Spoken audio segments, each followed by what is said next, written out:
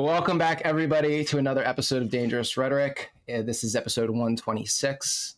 I'm Brentley. This is my co-host, JL. And today we have for you an attorney with the 1776 Law Center, Lexis Anderson. Thank you, Lexis, for joining us and making the time. Appreciate it. Of course. Thank you so much for having me. Yeah, Lexis, I saw on Owen Schroyer's show. She's Owen's counsel. And, I started reading about the 1776 Law Center. So I love the work that you do. I saw some of the cases. So maybe we can back up a little bit. And when you could just tell me a little bit more, how did you get into law? And specifically, how did you get into the type of law that you're practicing now, which is sort of like defense of people's constitutional rights? Absolutely. Yeah, it wasn't what I planned to do by any means. My trajectory definitely took a turn that I wasn't expecting. I went to law school straight out of college, which is usually not advisable if you're going to law school because it's a big commitment, but I went straight into it, not quite knowing what I wanted to do with it. But I was really interested in sort of classical environmental law, not really what they've turned it into now. I'd studied biology and science in college and really, really loved that. So I was sort of trying to find a niche in law in that space. And I loved the practice of law because it's so versatile. You go to law school and there's so many things you can do with it, so many avenues you can take. So I started law school and about halfway through is when COVID hit. And that was transformational for me. If you want to talk about a red pill moment, COVID was it. And I was in my second year of law school when they moved everything to Zoom. I was in I call it Zoom School of Law. So everything was virtual. We were all shut down. And for context, I lived in Maine at the time. That's where I grew up. That's where I went back to law school. And Maine was one of those uniquely horrible states to live in during COVID. And it wasn't very talked about because we're practically Canada up there. Everyone sort of forgets about us. But they didn't even lift mask mandates for kids in schools until the fall of 2022. I mean, they were horrible and everything was shut down. And it was a truly horrible experience to be there during that time. I really didn't fear COVID at all at the beginning. I mean, I didn't doubt it, but I didn't fear it. I can honestly say that I never watched the news. Really, I was not a political person whatsoever. I probably hadn't watched more than 10 minutes of consecutive news ever in my life, unless it was on in a waiting room and I was forced to.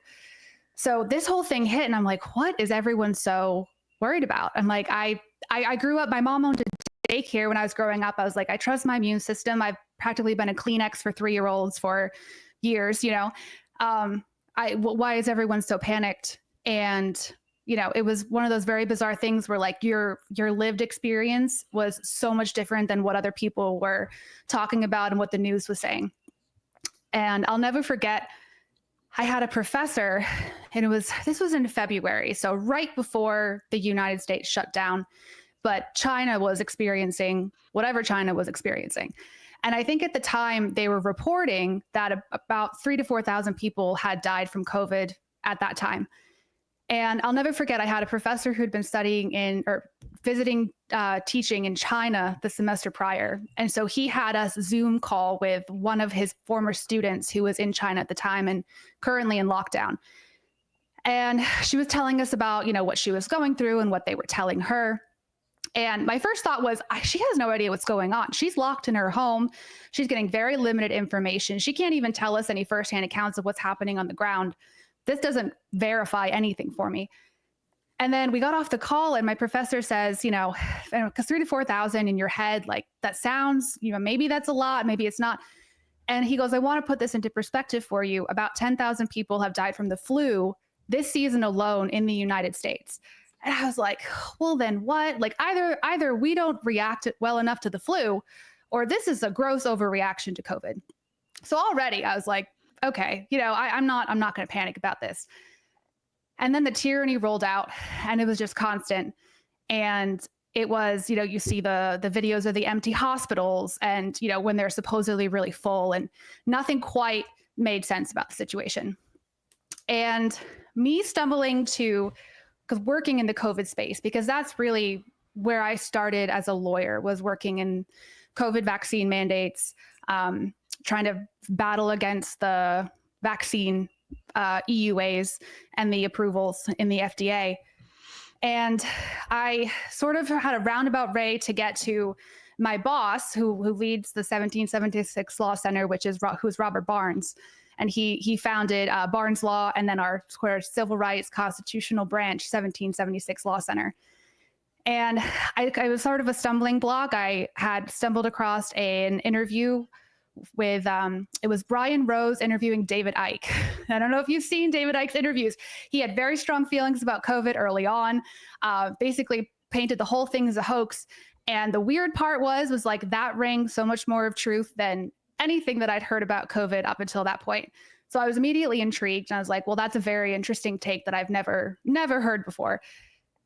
And then sort of went down the rabbit hole, stumbled across Band.video, started listening to InfoWars. And after that, everything made sense. And I remember seeing Robert Barnes on InfoWars talking about COVID, talking about impending vaccine mandates. And, at that point, I was in my third year of law school, trying to figure out what I wanted to do. And it was like one of those clarion calls where you see an issue and you realize that you're uniquely positioned to help. And I had no experience in the civil rights field or constitutional law field other than what classes I was required to take. That wasn't my area of focus at all. And it was one of those things where it was like, I can't imagine not trying to help in this space, because you didn't see any attorneys standing up at the time. Robert Barnes, there were others and I just wasn't as plugged in, but Robert Barnes was the only attorney that I'd ever heard of speaking up against this. None of my professors said anything. None of my classmates said anything. I'm going around thinking like, we're all on house arrest and you don't seem to have a problem with this. Like everyone's fine. Right.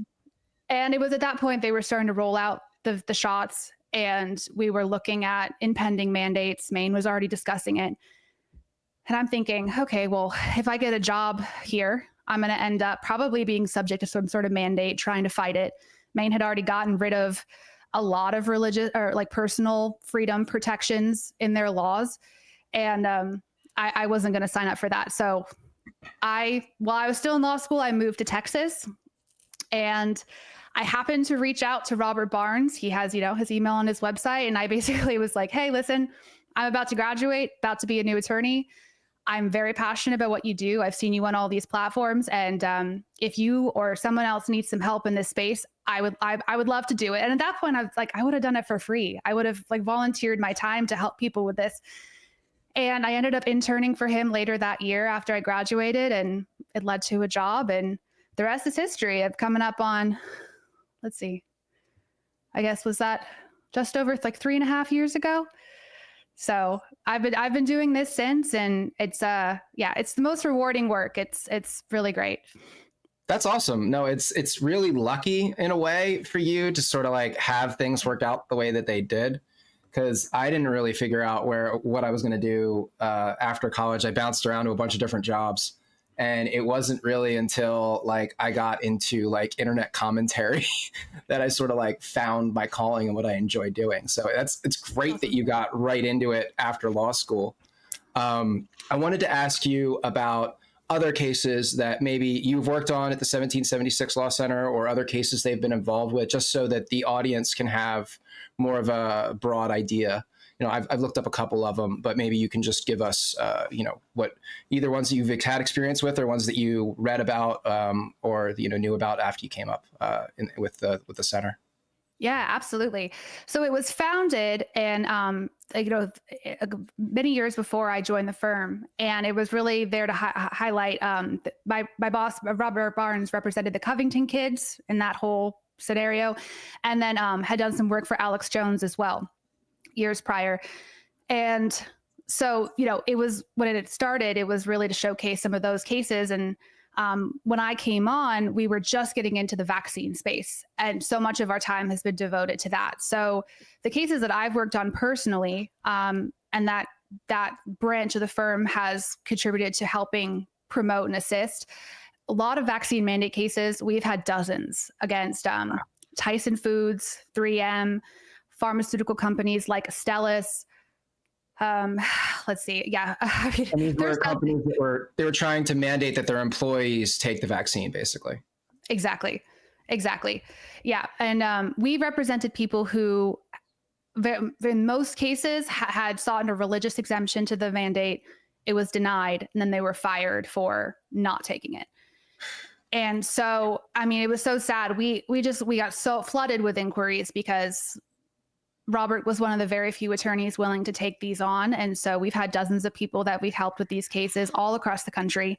Tyson and 3M were two of the worst companies when it came to this. I mean, they probably fired hundreds of people at the end of the day, and try to get on their high horse. They're like, well, we tried to give a good assessment of people's religious beliefs, and basically they're trying to play religious arbiter and say, and just they were completely dismissive of people's religious freedoms in the workplace. Tyson went so far as to say, oh, well, we accommodated you, but that meant unpaid leave in perpetuity until they decided you could come back, and you didn't, you didn't have benefits, you didn't get paid, you weren't guaranteed your job again. Right. The whole thing was egregious. So focused a lot on that. We've had a handful of cases against the FDA on behalf of Children's Health Defense, which is RFK Jr.'s health organization that he founded many years ago. And we were going after the emergency use authorization for children, because the process that they used to get to that conclusion was just so, violative of federal law, but just so ridiculous. And so we've brought lawsuits against that. Those are they threw those out on standing grounds. I don't know how familiar you are with law and their tactics to get rid of cases they don't want to deal with, but tossed those on standing. So we never got to argue the merits of those cases. One of the biggest and most important cases when it comes to COVID that I have had the honor of working on is the case of Brooke Jackson, the Pfizer whistleblower. So she was, I'm not sure if you're familiar with her story at all. She has been blasting this everywhere she can for the last 4 years now, but she worked on the Pfizer clinical trials in the fall of 2020 and had been a clinical trial expert for the last 2 decades prior to that. She was very good at her job and had been doing this for a long time. She saw so much fraud in 2 weeks of working on these clinical trials. She was just astounded. Unblinding of patients. They wouldn't monitor people properly after they got the shot. They'd send them on their way. They were stacking patients, just trying to fit their quota so that they could get these trials done and sent to the FDA. She was stunned. Never, like needles sticking out of bags, kind of like chaos going on at these clinical trial sites. And she was so stunned. And so she reported it to the FDA, reported it to her supervisors. Nothing was done, and then she was fired. So she filed a whistleblower claim under what's the False Claims Act. And the way that works is you essentially bring suit on behalf of the federal government saying, because Pfizer got billions of dollars contingent upon delivering a safe and effective vaccine that would be approved under emergency use authorization. They didn't do that. They failed to do that, and they lied to the government saying, yeah, here's your safe and effective vaccine. And then they rubber stamped it and started injecting into people's arms. And so we've been litigating that for the last 4 years now. And the government in that case, I'm getting off on a tangent. I'm sorry, but no, it's okay. Go. I mean, no, keep going. Keep going. This is good stuff. Because of the way that the suit is structured, the government has the chance to join your case or intervene in the case under certain circumstances. The government early last year came in and said, we want this case dismissed. It had been on the docket for 3 years. They'd had plenty of time to evaluate the claims. They said, we want this dismissed because it's contradictory to our public health policy, so we can't allow it to go forward. That was the only reason they gave. Wow. That was it.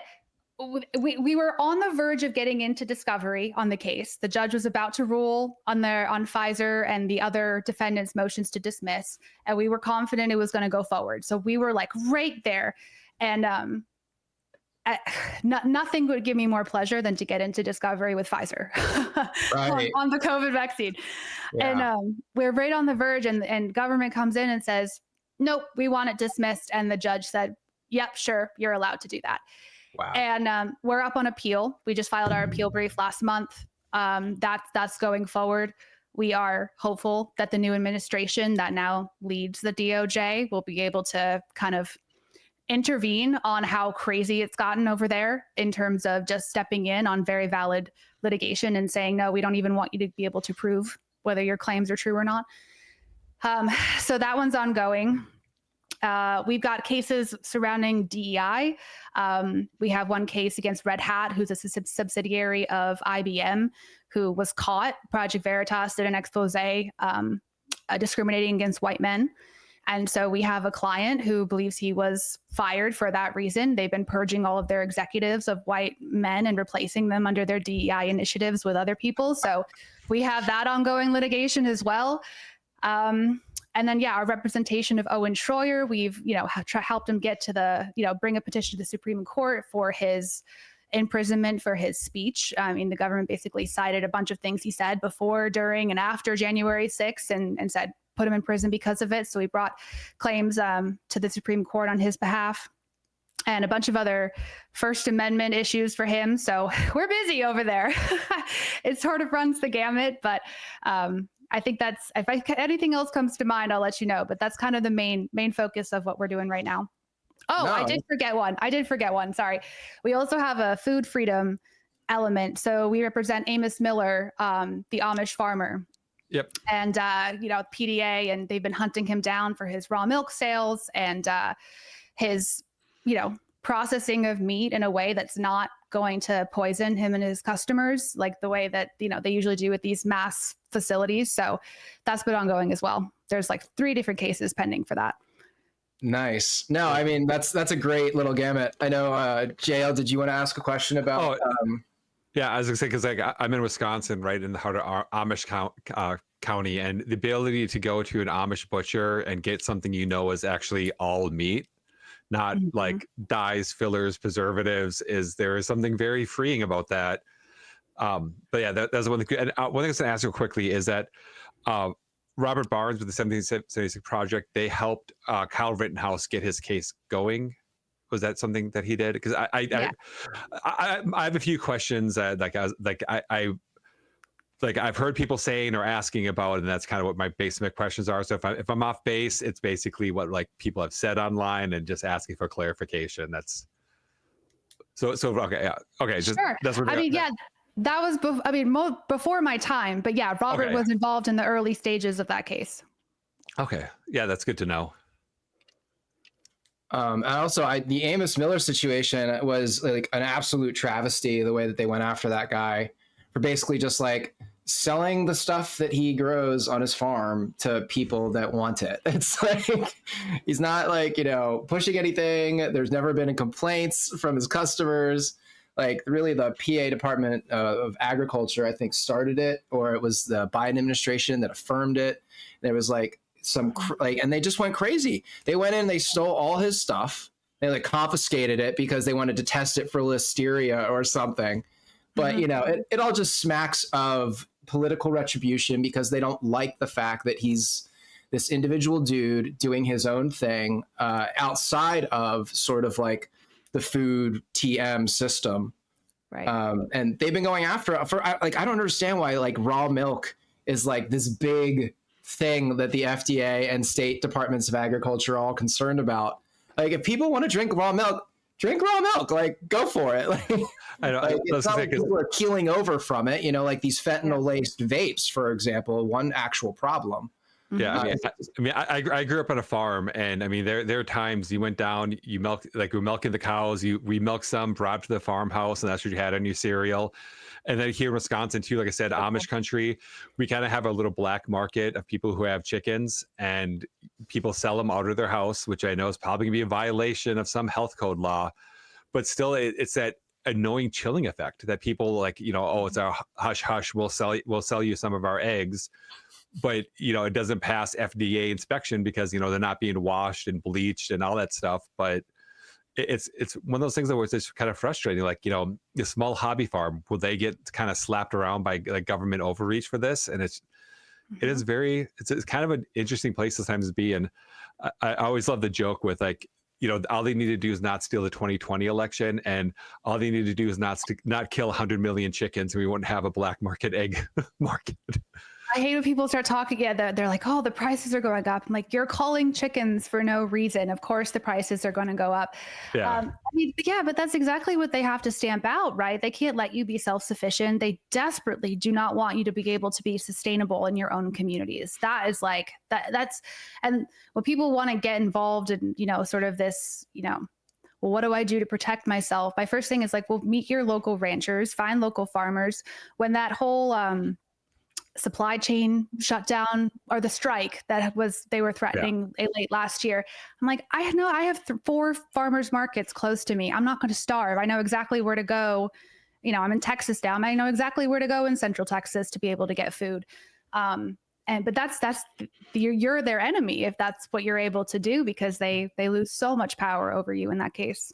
Well, because the part of that, like all you need to do is not steal the 2020 election. All I need to do is not steal it's kind of kill the 100 million chickens. Because how many people learning that, well, you can put in raised planters in your yard and grow a pretty hardy crop for a family of 4, and just like that, you're like your little urban plant, like little urban plot. But at the same time too, now we have the WEF coming out and saying home gardening, like they need to stop it, save the environment because stop CO2. It's just like, wait a minute. So you don't want us to sustainably farm on our own properties, but buy commercial produce in the grocery store? This doesn't make sense. This isn't tracking. Mm-hmm. There's some communities in California that even banned, growing your own food in your yard or having chickens. And I mean, they're isolated, but it's happening. Yeah, because like a lot of towns, like I think it's reasonable. Like you can't have roosters because roosters are a nuisance to most people, especially in a kind of a urban, town setting. But at the same time too, like chickens, they don't do anything. They mildly cluck, and you get eggs. I have chickens. I love my chickens. I know. I keep trying to sell the wife. I keep telling them, like, I in the garage, I can set this up. The side door we don't use, they can go inside for the coop, and we have a little runway. And I keep getting vetoed. I keep trying to sell to the wife. Let me have chickens. I keep getting vetoed. But one day. I love how Thomas Massey does it. He's got these little it's like the chicken tractor, and it's like automated. So it's like a little portable coop basically that moves across a field. And then that way it gives the chickens sort of like fresh land to pick at and to poop on. So that way, because the chickens, if you leave them in an area, they'll basically strip all the grass and all the insects, and it gets down to like mud. But if you move them across the thing, it's like regenerative farming, because they're aerating the soil, they're pooping on it, which is fertilizing it, leaving nitrogen, bioavailable nitrogen behind. And it can, you can also mix that area with like cow farming or pig farming, or like use it for growing crops in another season and rotate what fields you're using. So there's a lot of stuff like going on with like growing your own food. I'm trying to remember the guy's name, and it's slipping my brain. But he's based in somewhere in Virginia.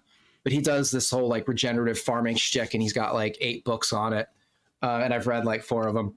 But the idea of just being able to grow your own food, do it well, and also improve the land that you're on, instead of like this sort of like large scale commercial agricultural thing where they just like spray chemicals on everything and monoculture, and it destroys all like destroys the land. It just chews it up and sprays it with chemicals. You get runoff and makes it uninhabitable for like little rodents and natural like flora and fauna that would be in the area.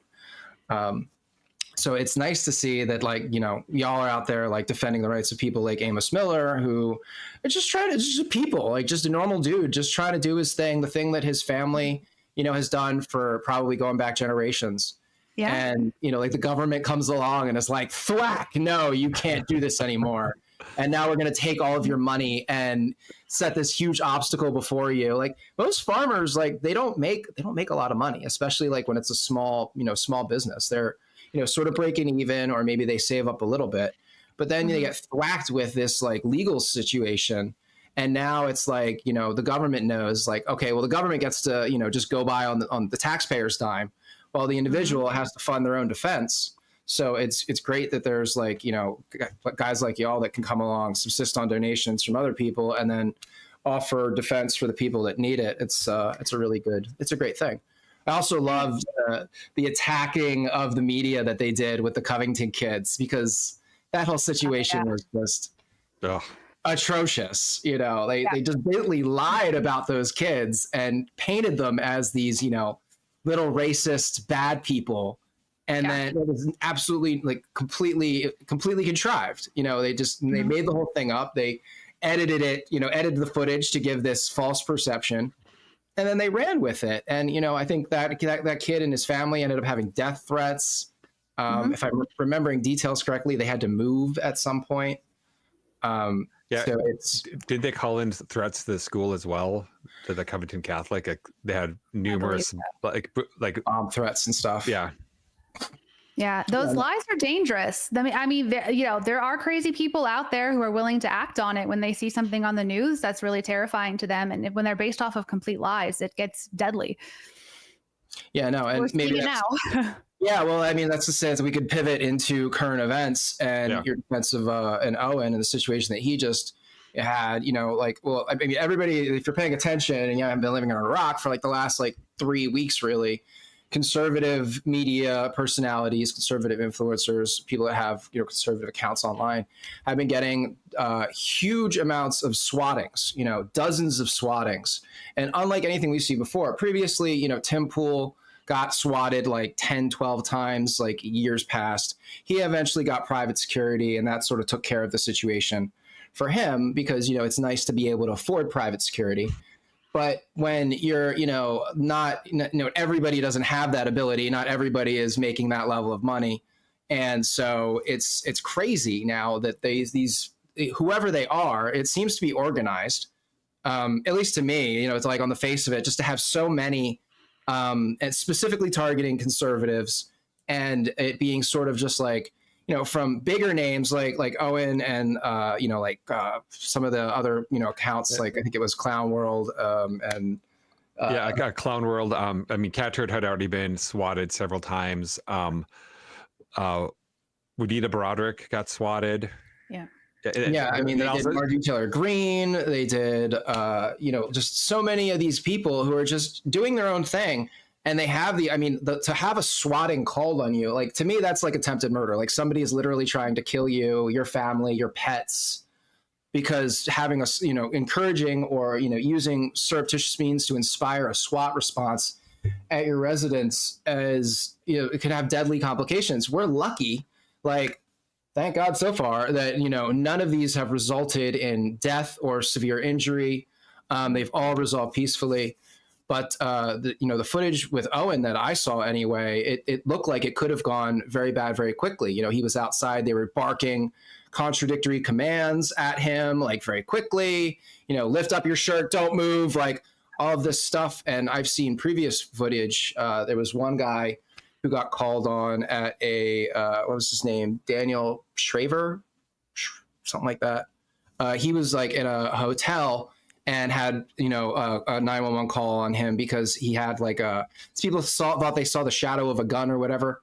He ended up getting shot and killed, and the officer was eventually considered not guilty for that. But they were doing the same thing. It was like, crawl on the ground, stop, back up, walk towards me this way. And it's like, whatever happened to just lay on the ground, put your hands behind your head, and then they go and approach and they do all this new stuff I've never seen before, where it's like, walk backward, take your shirt off, doing all this, it's just. Yeah, I remember the one. Yeah, he was in the hall. He was in the hallway of the hotel, and someone was saying to it's Daniel get on his get on his stomach, crawl forward. It's like, do you want him to do the inchworm? What are you trying to communicate to him? And then his pants started to drag and fell down, and he went to pull up his pants, and that was when they thought he was going for a something, and they shot him. Yeah. Oh my gosh. It's a horrific case.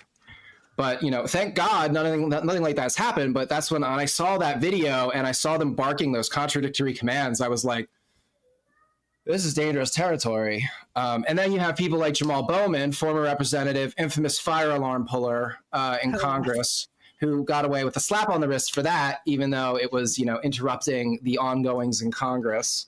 which is one of those things that they like charged a bunch of January 6 guys with. Right. And here he is, you know, just like saying the most terrible things about Elon and conservatives on like CNN to an audience. None of it's based in reality. None of it's true.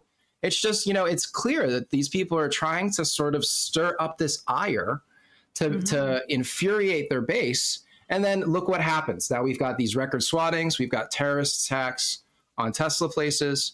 So maybe you could get into a little bit, we could talk about January 6th. And how, like, what exactly did Owen get in trouble for? I know he went to jail for like 60 days for something. Did he, we were talking, JL and I were talking about it before, and we couldn't remember if it was like, did he violate some sort of restraining order, or did they, and it seems like to me, they targeted him because of who he was and what he does for his job. And they don't like his politics.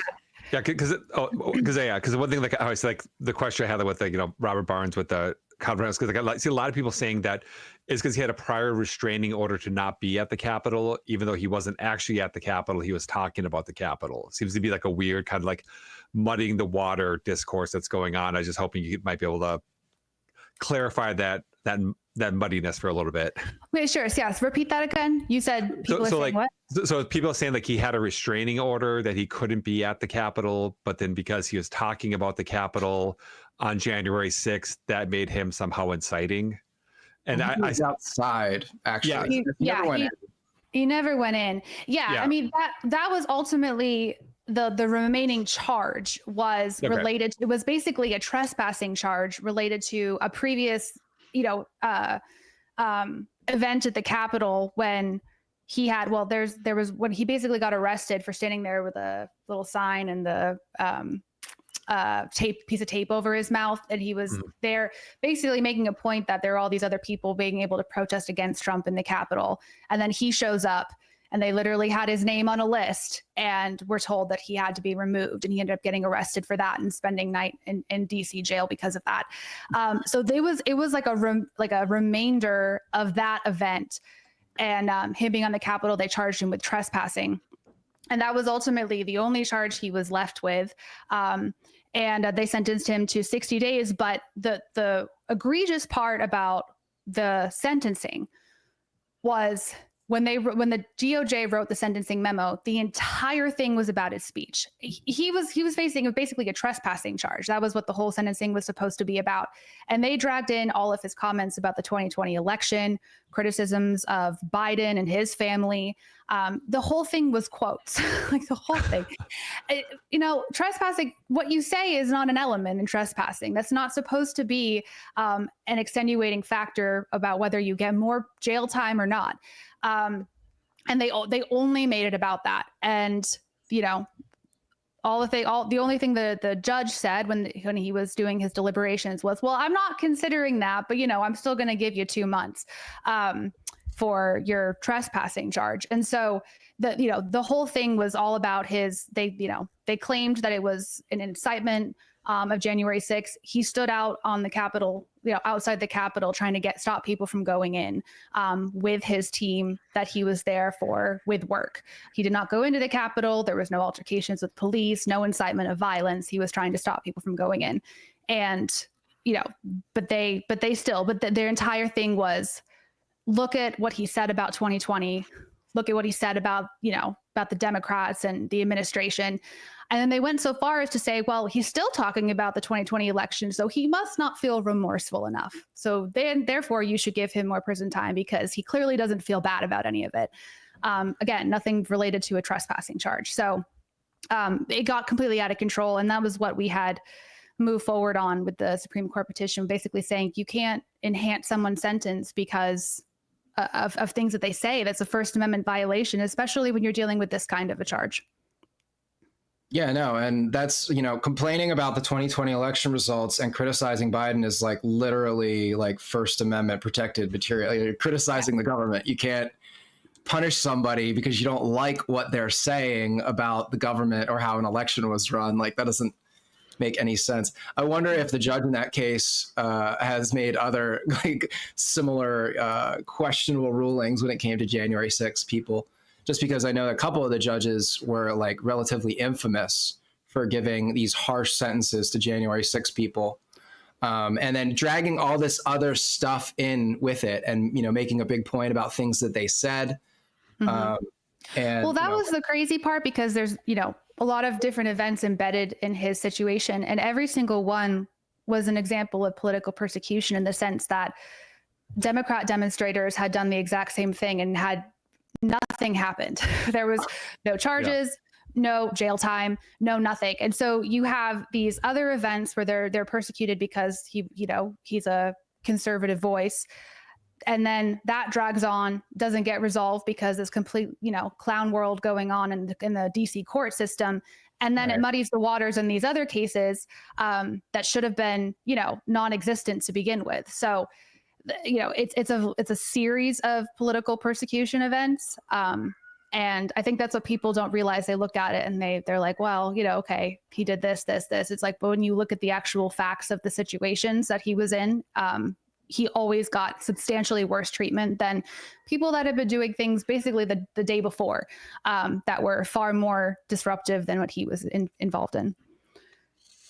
Yeah, no, it's kind of crazy. I was down in DC on January 6th, and I just went because I had a feeling that something was going to happen and they were going to lie about it.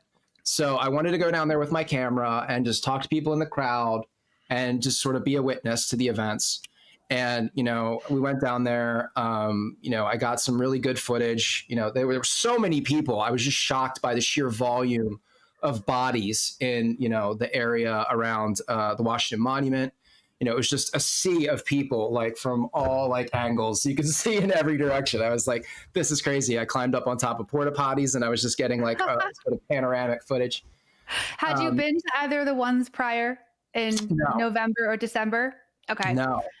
They were epic. I mean, it was one of those things where you show up and you're like, this is amazing. Like the energy with all of the people there, everyone singing and waving American flags. It was the most patriotic events I've ever been to in my life.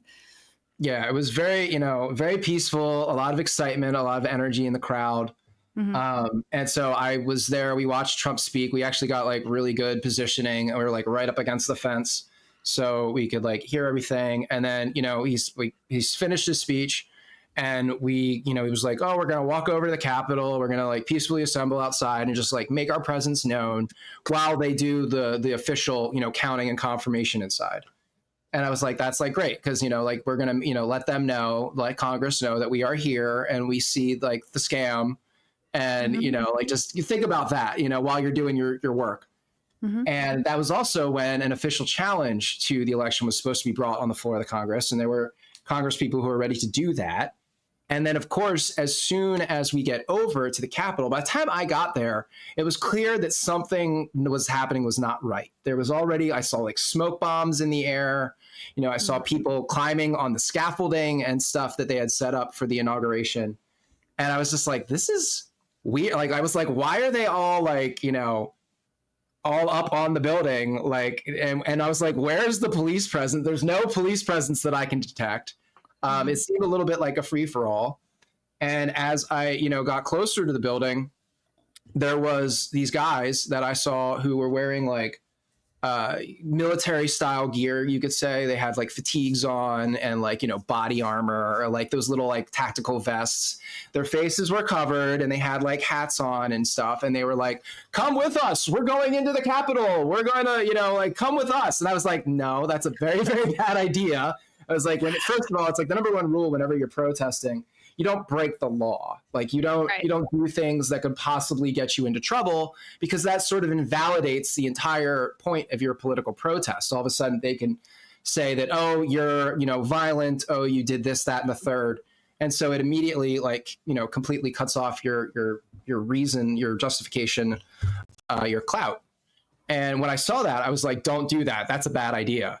Yeah. And of course, people were everybody from little old grandmas to young, like 18-year-old college kids, very naive folks, just sort of like, I saw that and my brain went to, oh, that's an op. That's somebody's confidential human source or an agent of an intelligence agency actively doing like their little thing.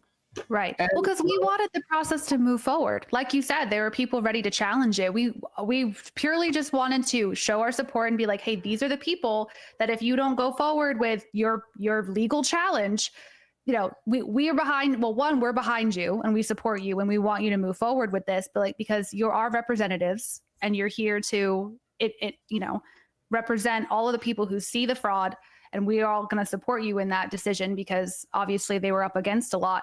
We didn't want to stop it. We didn't want them all to run out of the Capitol building. Yeah, no, it was, the whole point was to have that legal challenge and as soon as it became time to do that, that's when they evacuated all the people. And that's when the doors, shortly before then, the doors, the electronically sealed doors were opened up on someone's order. And somebody told the police guarding those doors to stand down and let people in. And we really never had a real investigation of that. We had the January 6th, kangaroo committee, which the entire purpose of that was to just castigate Trump and blame everything on him, instead of actually genuinely investigate. And then, it became very quickly after January 6th to talk about the 2020 election as if it was rigged or stolen became a forbidden talking point. You couldn't, if you said it on Twitter or X, well, Twitter at the time, that could get your account slapped with a thing. Forget, any of the other ones like Facebook, Instagram, YouTube accounts getting nuked. For YouTube. Yeah. I had a previous guest on, Eric Abinante. He did a documentary on voter fraud and the history of voter fraud. And we talked a lot about voter fraud, and that was the first whole episode that got nuked off the YouTube channel. I got our first strike for it, and it was just like you weren't allowed to go there. And we saw how that mindset led into the COVID mindset, where okay, you're not allowed to question this. Now you're not allowed to talk about COVID. My very first X or Twitter ban at the time on my account was because I suggested that vitamin C and D were safer alternatives to an experimental injection with a new technology. Very basic thing, here's an experimental vaccine we don't know anything about. Maybe, considering that vitamin C and vitamin D are very pro-immune and a lot of people don't supplement, it may be a safer alternative to just, supplement those vitamins, instead of take an experimental platform, which seems to have this heart issue problem. But that, got my account nuked. And so that was sort of like, the point of the PSYOP, really, in my opinion, was to push that idea that the 2020 election was rigged outside the Overton window, and to make it this sort of unacceptable, oh, well, if you say that, then you're one of these radical January 6ers who were, broke into the Capitol and caused all this chaos. Meanwhile, it's probably our own intelligence agencies that did that. And we still haven't had that really moment, at least in traditional media or even amongst, large conservatives, where that has been, acknowledged or proven.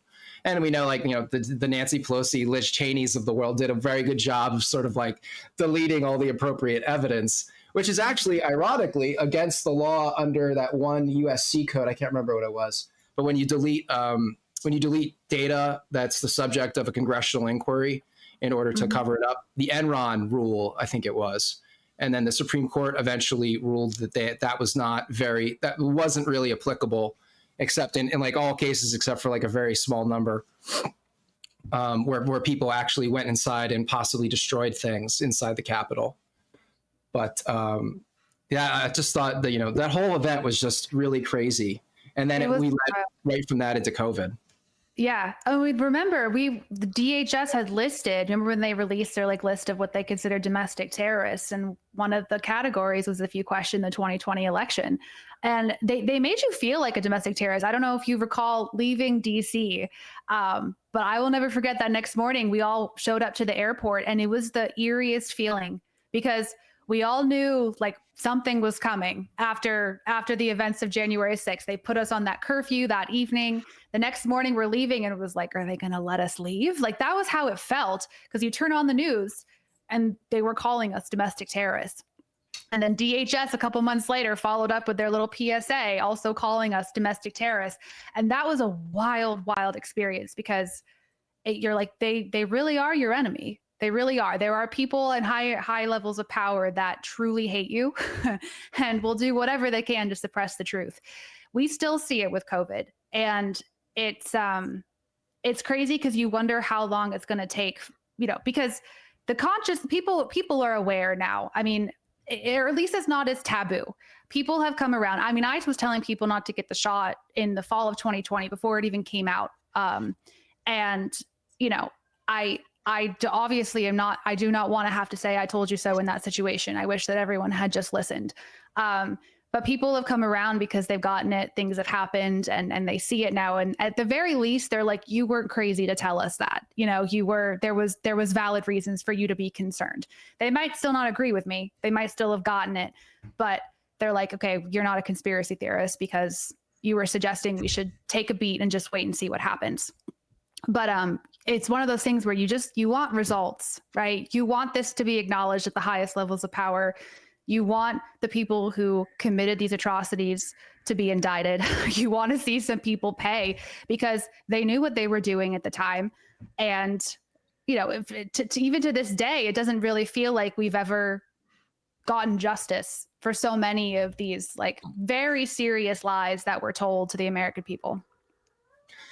I follow a guy on X who was vaccine injured. He was in the military. He took the vaccine and he got Guillain-Barré syndrome and ended up like paraplegic, had trouble breathing. He had a fucking breathing thing installed, like the whole 9 yards. And this was a healthy young man who was serving his country and all he was doing was his job. And they just abused that, and this thing happened. And all these companies are like indemnified from like any sort of liability, which is always like a red flag to me. I'm like, if you're not willing to stand by your product and you need some sort of super special legal shield in order to defend yourself from future prosecution, that's a little sus. Like, yes, if your product's so great, you should be fine, right? And product liability lawsuits they're very common. I mean, they apply to pretty much everything, with a great exception being pharmaceutical companies. And you can't sue. I mean, they're indemnified at every level. I mean, even like hospitals are difficult to sue when it comes because they're getting their information from the pharmaceutical reps. Pharma companies are completely protected. Good luck. We tried suing the FDA on that. They, shield themselves as much as humanly possible. They make it so difficult. And that is one of the things that needs to be addressed, because if you can't hold people accountable when they commit crimes against humanity in such a global scale, then, I mean, there's a serious, serious gap in our law when it comes to liability for pharma. Totally. Yeah. And then go ahead, Bojo. I was going to ask, like, has there been any movement like with I probably mentioned with me, I'm former service. I was deployed, and so like having the government tell me that you're injecting your body with certain things because you're being deployed is kind of something I'm aware of. But I know there's been a few cases of service members trying to sue the government over being discharged and trying to get reinstated. Can you comment about any of those cases, or do you know much about them, or any progress there about like service members coming back into the military, or how they were I think a few of them were dishonorably discharged for refusing the vaccine? Yeah, I know there were a lot of pending cases. I know that when you're suing the government for that, it gets a little tricky. Most of what we do is sue private employers, and so the government has additional shields and additional protections that makes that difficult. I will say, I have not followed up on, I know President Trump had ordered the reinstatement and payment of back pay to all of those people that were fired for that reason. I would hope, I can't clarify or confirm, but I would hope that would also restore, their standing with the military and reverse those dishonorable discharges, because that was the most disgusting part. It's like, so you're not only going to tell people they don't have a job, but you're going to completely destroy their reputation within the military on top of it. And they're going to have that on their record for the rest of their lives. But yeah, I early on, I think we'd looked into doing some of those representations. There were additional challenges that made it very, very hard because you're going up against a public entity, not a private one. Yeah, yeah. The thing is, like, slapping somebody with a dishonorable discharge, you basically like mess up their life, kind of thing. If you have a dishonorable discharge, there's so many jobs you can't get. Like, it doesn't matter how many years of service you have. You now have the GI Bill cut off. You have the VA loans cut off. Like, you would be able to use it like if you want to get a house. VA loans are way more affordable than even an FHA kind of thing. All of that is the door is just slammed into your face. And if a lot of like service members, when they go out, they go into law enforcement, or they try, they do different things. And when they do a background check, they see dishonorable discharge. It doesn't matter why. I mean, the fact that they went to such a draconian measure instead of like doing separated military or just like discharged, it, like, to me is just, it's horrifying to me. Just so there are other. So yeah. So you said they're separated too. So there's like multiple options they could have chosen. Yeah, it could have been like separated military. They could have just been discharged, but slapping a dishonorable discharge on there is like you committed a crime while in the military, kind of thing. Like, there's because like my biological father is a battalion commander, and he had soldiers commit crimes. Like, one of them committed SA, like while they're deployed, he got a dishonorable discharge.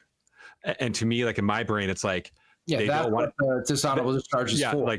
So like while deployed on duty, you committed an SA, sexual assault, and they're basically put in the same level of saying, I do not want this vaccine.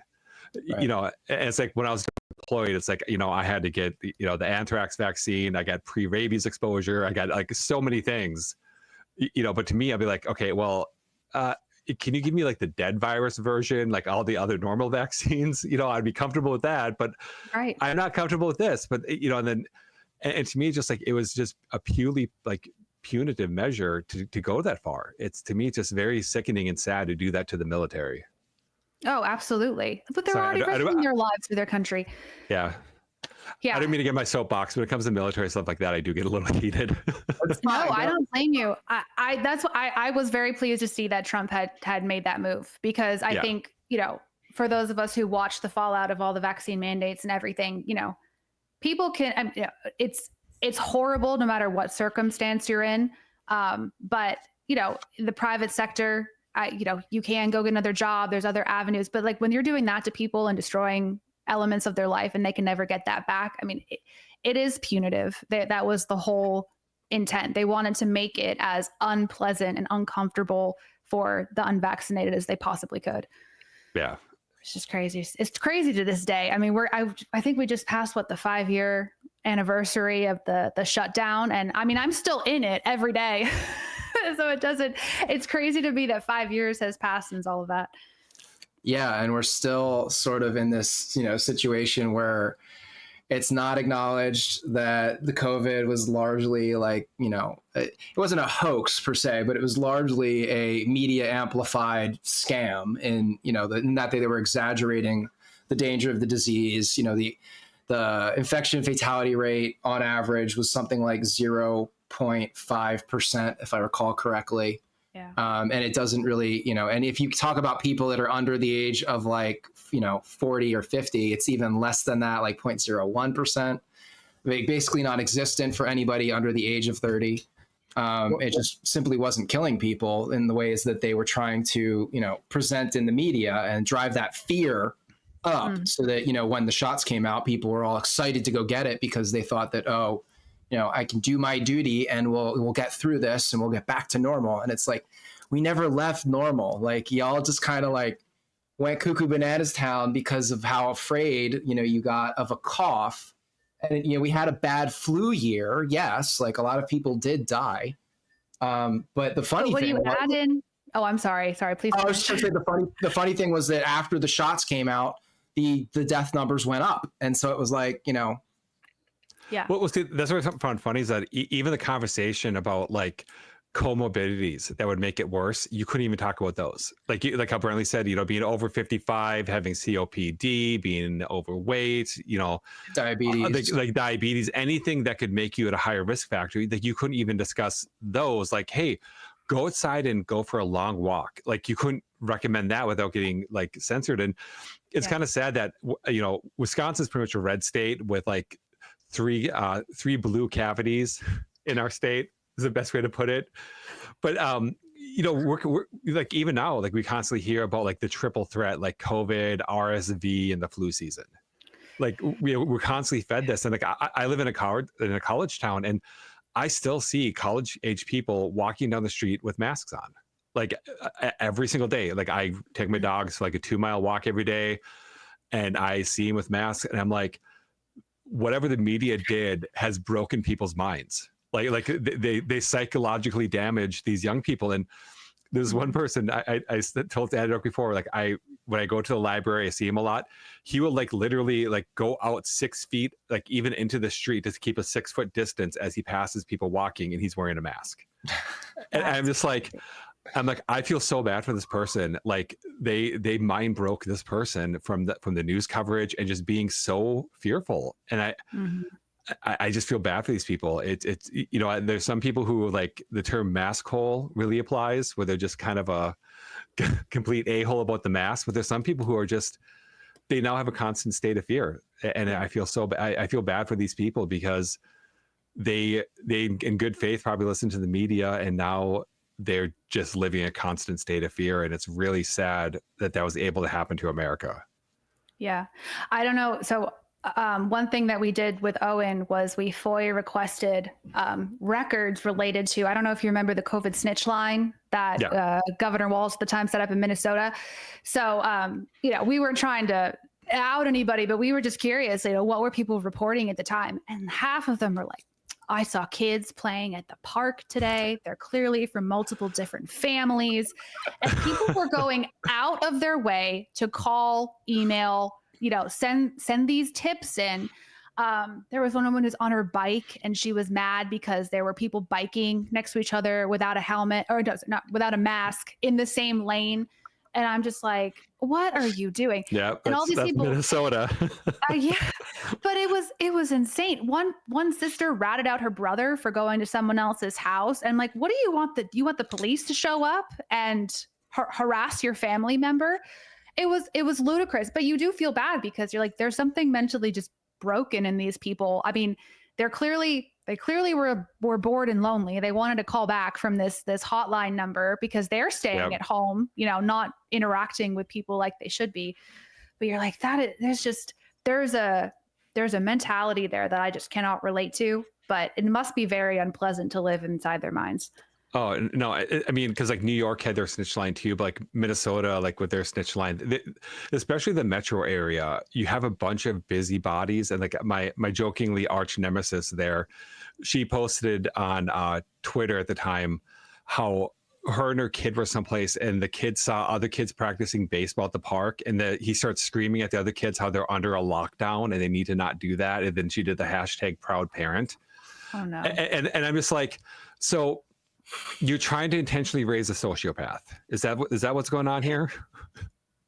And like, I jokingly call her my arch nemesis because we butted heads a few times for different reasons. But I'm like, why would you encourage that behavior in your kid to just start screaming at other kids in the park? Saying that, it just to me like that is like the furthest. Like if my kid did that, I'll probably be like, stop it. Not really, but yeah. Like that is Mind not your own appropriate. business. Yeah, that's not appropriate behavior. Yeah, I'm lucky. I sort of have contrarian tendencies, like hardwired into me for reasons I can't fathom. But like it gets whatever the crowd goes one way, I'm the guy that like stops, and I'm like, who's telling them to go that way? Where does that road end up, and why are they all listening without actually questioning people? So I was lucky. I was on the rooftops of New York during lockdown because I was living in New York City at the time. Then we moved to Florida for a year, and then I moved back to New York, and then I moved out of the city in 23, and now I live on an island, big gay island. And I take care of like rental houses out here. It's like my shtick.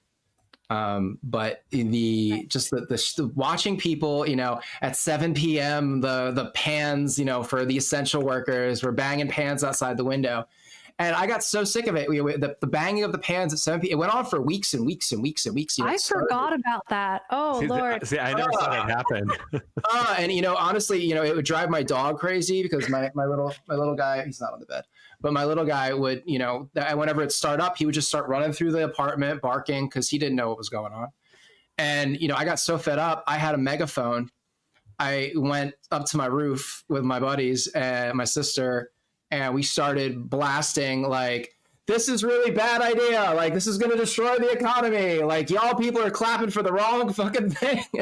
We started getting people that would shout back, positive things and shout back negative things. But it was just interesting to sort of like foster the conversation instead of just a mindless like seal clapping to, clap for the essential workers. And I'm like, we are all essential workers. You can't just tell a certain select population that, oh, you can't work anymore. Like, I had 2 small businesses in New York at the time. I was a nanny tutor, and I was Airbnb-ing my apartment. And both of those completely evaporated, destroyed my income. Like, I still haven't really recovered. Like, I found this thing that I'm doing out here, and it works. But it's like financially, I never recovered. I've got like less than $2,500 in my name in the account. So it's just like, and how many other Americans, never really recovered.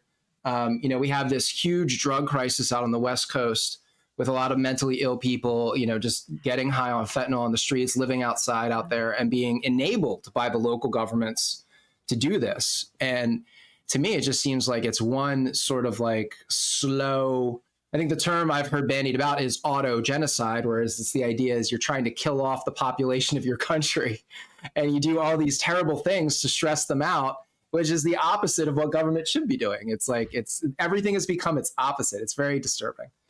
But maybe we can get back. We just hit an hour. Let's get back to Owen's situation because I'm interested in hearing. Like, how do you think? In your position, like I'm not a big creator. Like I've got very few, small audience. Like I'm barely known in certain circles. But part of me is like, should I reach out to the local PD and just be like, hey, like, this is my name. This is what I do online. I don't know if you guys are paying attention, but there's been a lot of swattings. And while I probably am not big enough to be targeted, I just wanted to make you guys aware so that in the off chance somebody out there decides to maliciously attempt to inspire you guys to respond, like, this is my address. This is my phone number. Please call me. Don't show up and kill my dog.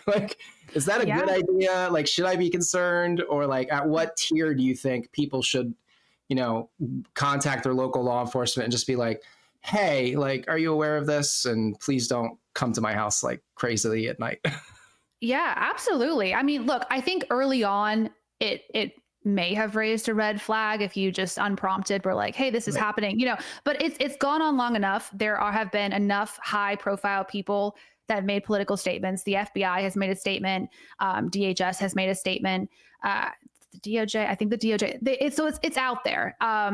I forget the name of the National Police Organization, but they put out a statement. So if nothing else, you're educating your local law enforcement to sort of tap into this issue. This is happening. They can be prepared.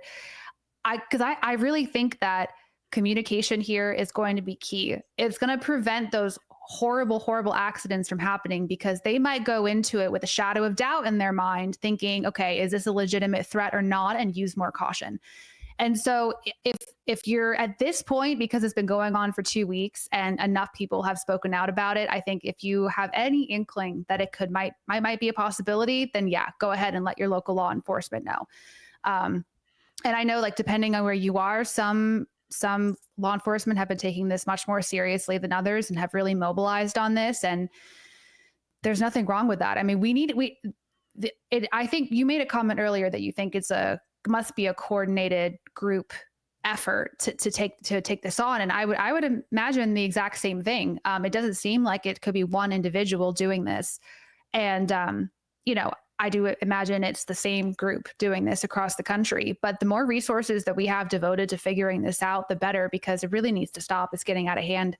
So yeah, I would say to be on the safe side, go ahead and let them know, because at this point you can point them to a number of different statements made by the federal government, these large police organizations saying, hey, listen, they've mentioned this. I'm scared it might happen to me. Just wanted to put you on notice that if you get a call, then, it's a swatting. Don't come in guns blazing.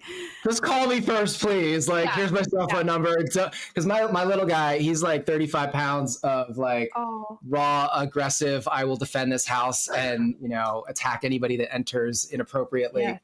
I've wondered what happens when you have pets. This crossed my mind. I have dogs too. And I was like, what do they do? One, I have one that'll run away if they open the door. So like he's gone. Just go on. The recent Tor Swats case, the guy that I think he lived in California and then he was extradited to Florida and then he only got 4 years. There was I think with him, there was one case where a couple of cases where dogs end up getting the flashbang and of the breaking in, which is not good for dogs. And it's one of those things to me, like in a way I have just a disgust that he only got 4 years for that, because his intention was to get people hurt. And that's what makes me wonder too, is that like he was pretty highly organized. He had, Telegram chats, he had all this stuff. And it's just, between Telegram and Discord and other apps like it, it's very easy to organize. It doesn't even have to be, my conspiracy brain goes to, it's the intelligence agencies, they're doing it, or they're using assets that are, that puts them a degree of separation between them. But, it doesn't even have to be that, because of all the way that these people have been doxxed, and also the way that Owen was doxxed by the local prosecutor. I can't remember the exact details, but his address was like revealed by like the local people there. And it was an attorney in one of the Sandy Hook cases that had put a video on where he had stated his address. Yeah. And that he couldn't get it removed down. And if you're someone like Owen that, is under threat, gets death threats and has to deal with crazy leftists coming after him all the time, I mean, that's a really serious issue. But yeah, they're clearly getting access to this information, not only for these people, but their family members now, which is terrifying, because those people wouldn't have any reason to contact their local police or warn them that something might be coming. Yeah, but no, it's crazy.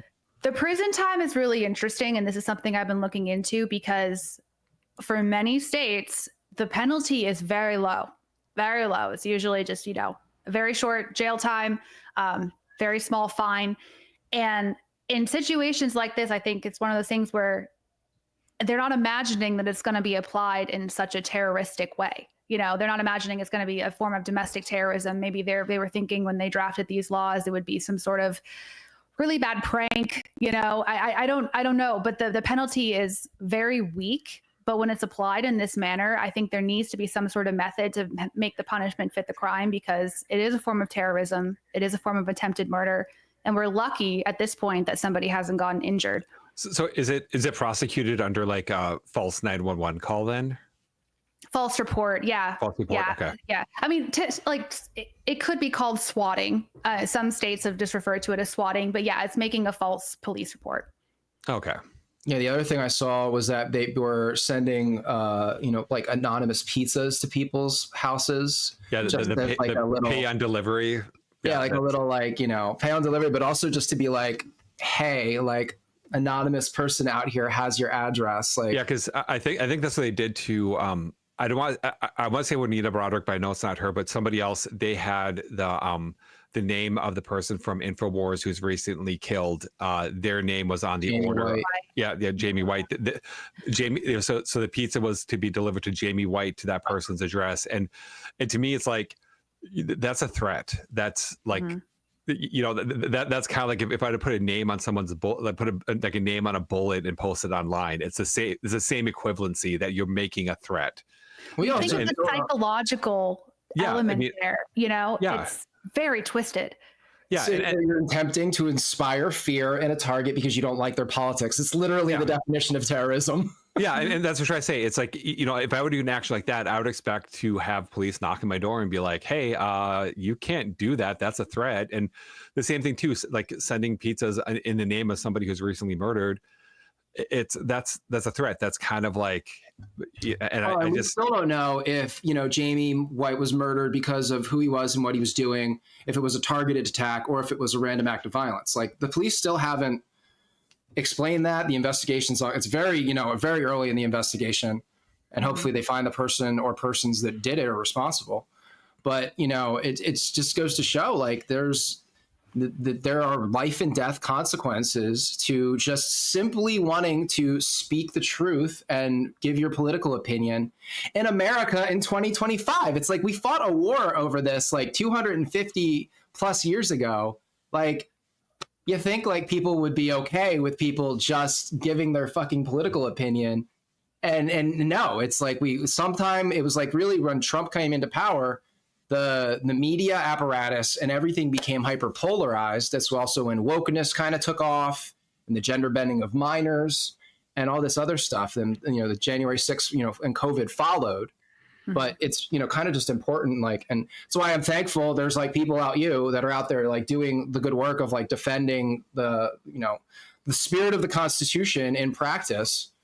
But yeah, it's an interesting time to be alive, but it also requires a certain amount of vigilance and awareness, and constantly networking with other like-minded individuals, which is why we run this. Jay and I have been doing a space every morning on X from 9 to 11 Eastern, where we just talk current events, and it's sort of just like an open platform.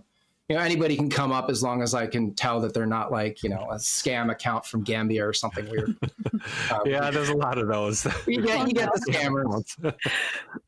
But just it's helpful to talk things through and realize that there are other people out there that are seeing the same shit you are.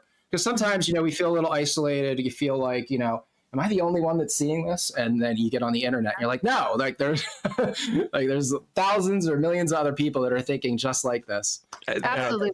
As I say, that's one of the sad things about sometimes being like a conservative. If you're not really plugged in with discussing with other conservatives online, you can kind of feel like you're gaslighting yourself into thinking, oh, it's really not this bad. But when you talk to other people and they're seeing the same thing you are, then you can't really gaslight yourself into thinking, no, maybe I'm a little crazy on this. Maybe I'm the one that's wrong. But if other sane people are seeing the same thing, the same patterns as you, then you're not the crazy one.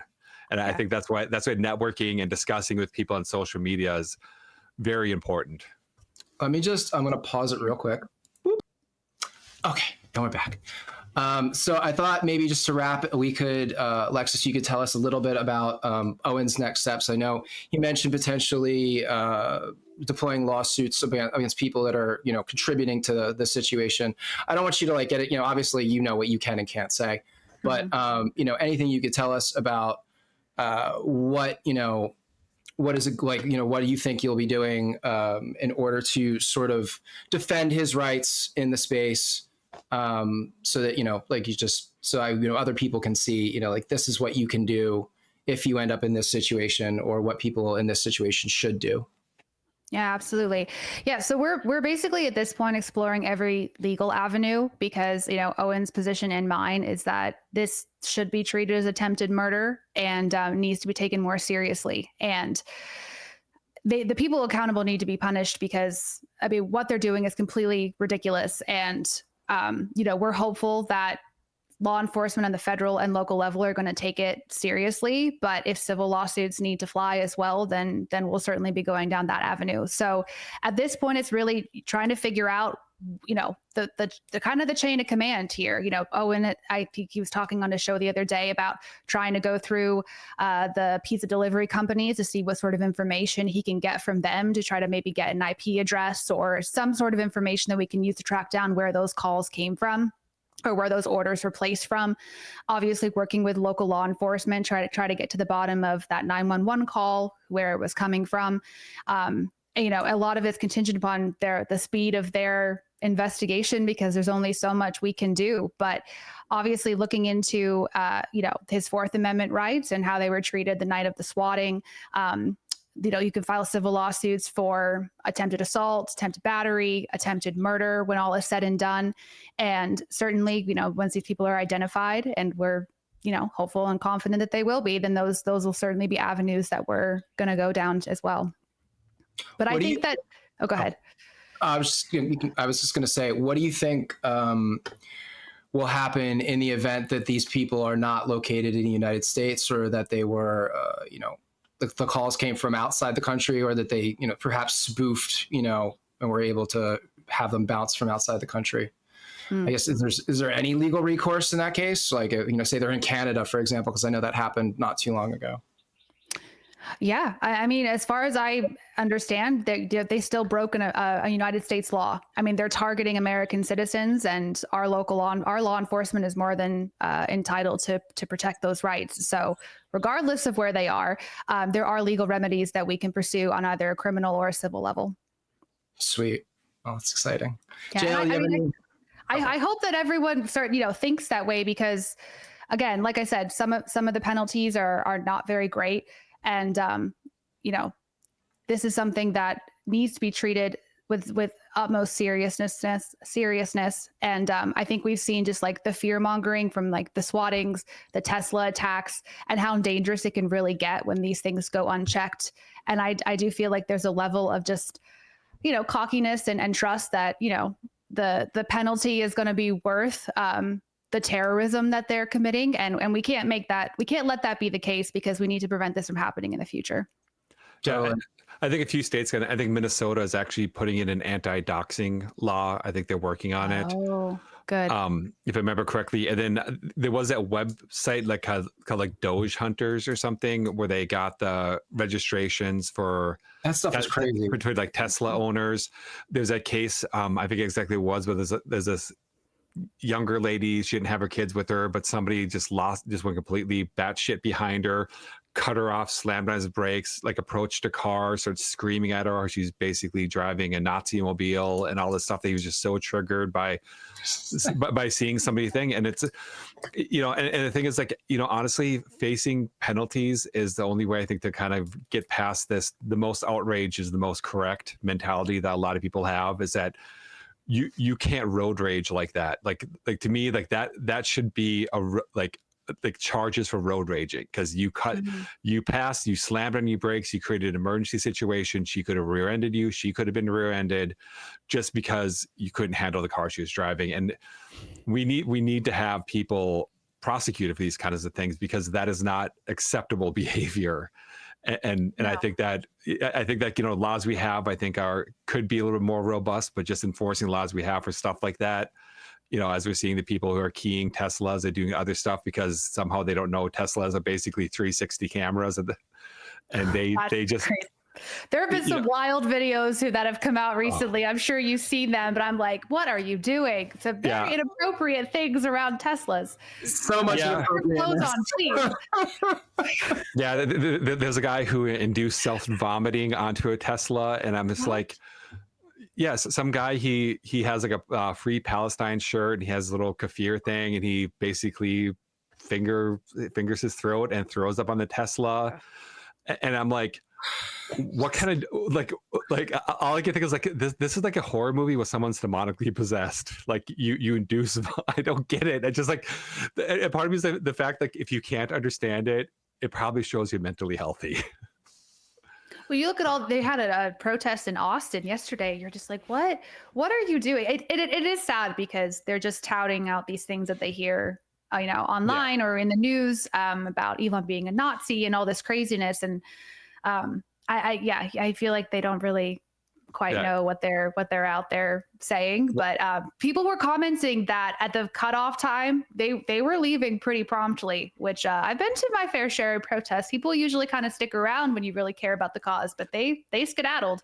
Yeah, I mean, like even like that kind of whole like Nazi jacketing Elon, in Wisconsin here on April 1st, we've got the Supreme Court election, and Brad Schmel, the conservative justice, where like Elon does his like little "my heart goes out to you" thing, and they have him where he's holding his hand out and he's got puppet strings like with Brad Schmel on there. It's like, and I'm just like, oh, this is so stupid, like, kind of thing. It's one of those things where like I drive past it, and I'm just like, I just can't.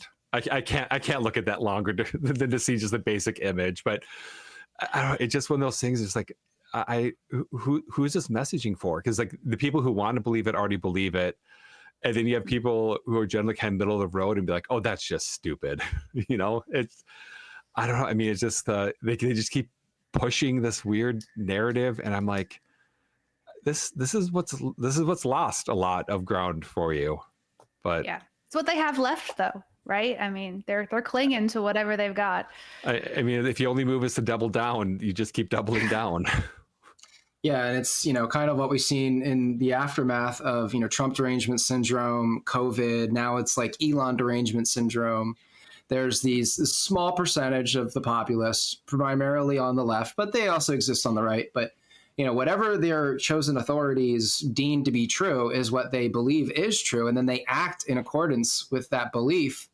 Oftentimes, it's straight up lies and bullshit, like poppycock. Like I saw, Jamal Bowman was on CNN blasting, Elon, totally mischaracterizing the way activist judges have overturned several of the Trump things and trying to characterize it as if, the activist judges were these righteous judges who are doing the right thing, when it's not the case. A lot of these are going to get overturned on appeal, if not all of them, because it's a clear separation of powers issue.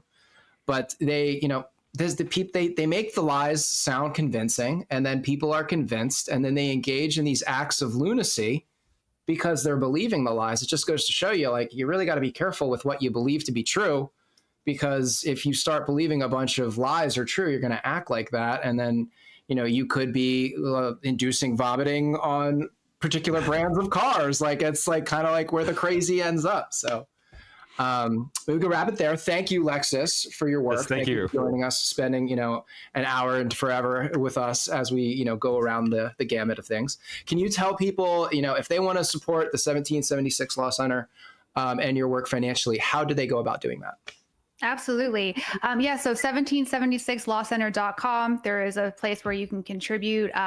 We're working on sort of beefing up that site too, so there'll be more information about our cases available hopefully in the near future. You can follow me on X at Lexis E. Anderson. We've talked a lot about Owen's cases here, so I'll plug he has a legal defense fund that goes to funding all of his different things, both offense and defense, and that's owendefense.com. So any of those avenues, and you can follow me or Robert Barnes on Twitter for more updates on our cases. Great. Thank you so much. JL, where can people find you? I am on X at JL Not Here, otherwise the name Professor Tie-Dye, because Professor Tie-Dye is a little more catchy than JL Not Here, and JL Not Here's got a weird Bible college reference that's very esoteric. So if you see JL Not Here but the name Professor Tie-Dye, that's going to be me. Awesome. And, people can find me at there, Kapopoulos. And don't forget to like, comment, subscribe, share the video, let all your friends know how awesome Dangerous Rhetoric is. And we are not dead. We're still here, still making shows. And there will be more to come in the future. So thank you so much for watching. And we'll be back again soon. Stay safe, stay sane. Bye-bye. Bye.